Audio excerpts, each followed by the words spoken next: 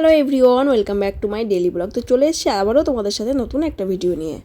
ভিডিওটা একটু লেট আসছে ঠিকই, তবে তোমাদের সাথে একটা শেয়ার করব খুব ইম্পর্টেন্ট একটা জিনিস, যে সবার বাড়িতে কিন্তু দীপাবলির দিন বাতি বা প্রদীপ জ্বালানো হয়। তো আমি এবার প্রদীপ কিনেছি আর বাতিও কিনেছি সাথে। আর প্রদীপগুলো না অনেকটা কিনেছি, 100 টাকার মতো প্রদীপ আমি কিনে নিয়েছি, প্লাস তার সাথে বাতিও কিনেছি 2 থেকে 3 প্যাকেট। প্রদীপগুলোকে কিন্তু খুব সুন্দর করে সাজিয়ে নিলাম, প্লাস ছোট ছোট একটা পোলতের মতো করে আমি সুতো কেটে নিলাম, যেটা হচ্ছে বাতিতে থাকে জ্বালানোর জন্য। তো খুব সুন্দর করে ছোট্ট ছোট্ট করে কিন্তু আমি সাজিয়ে নেবো, আর খুব ভালো করে সাজাতে হবে, নাহলে কিন্তু এটা পড়েও যেতে পারে বা না জ্বলতেও পারে।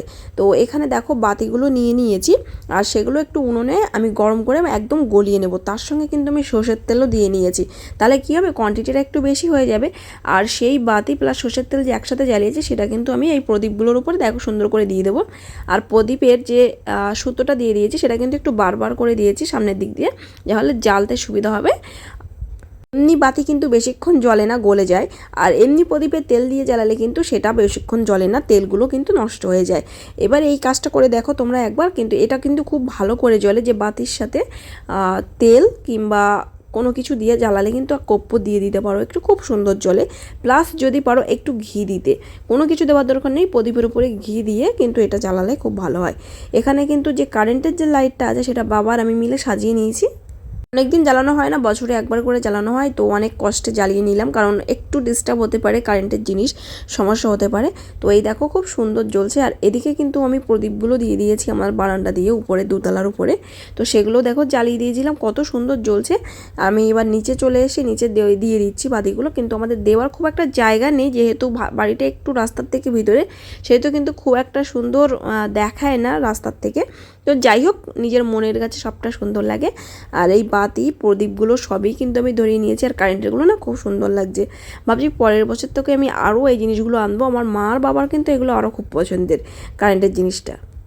এরপর কিন্তু রেডি হয়ে নেব, কারণ কালী পুজোর দিন লক্ষ্মীনারায়ণ পুজো হয়। সবার ওখানে হয় কিনা জানি না, আমাদের এখানে হয়।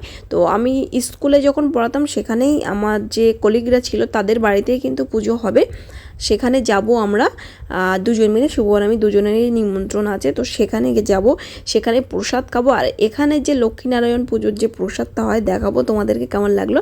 তো বাড়ির পাশে যেহেতু কালী পুজো, এখানে খুব একটা ধুমধাম করে হয় না, তো সিম্পল একটু সেজে নিয়েছি পুজোতে দেওয়ার জন্য। তো তোমরা পুজো কেমন কাটালে, বারাসাত কারা কারা গিয়েছো? আমার খুব ইচ্ছা ছিল যে বারাসাত পুজো দেখতে যাওয়া, তো শুভর এক্সাম আছে সামনে, তাই জন্য আমি আর যাওয়ার রিস্কটা নেইনি। তো যেতে যেতেই কিছু কিছু প্যান্ডেল কিন্তু আমরা দেখে নিয়েছি, আর চলে এসেছি কিন্তু আন্টিদের বাড়ি। আর আন্টিদের দেখো আলপনা করেছে নিজেরাই।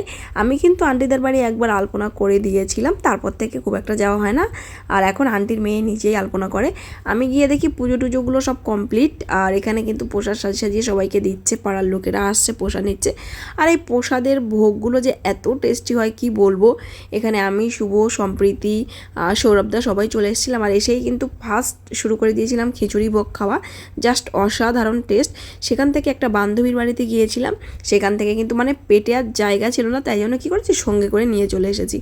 আন্টিও বাড়ির জন্য প্রসাদ দিয়েছে, আর আমার যে বান্ধবী লিমা, ও কিন্তু বাড়ির জন্য প্রসাদ দিয়েছে, আর মাও এই প্রসাদটা খেয়ে না রাত্রে ভাত খায়নি।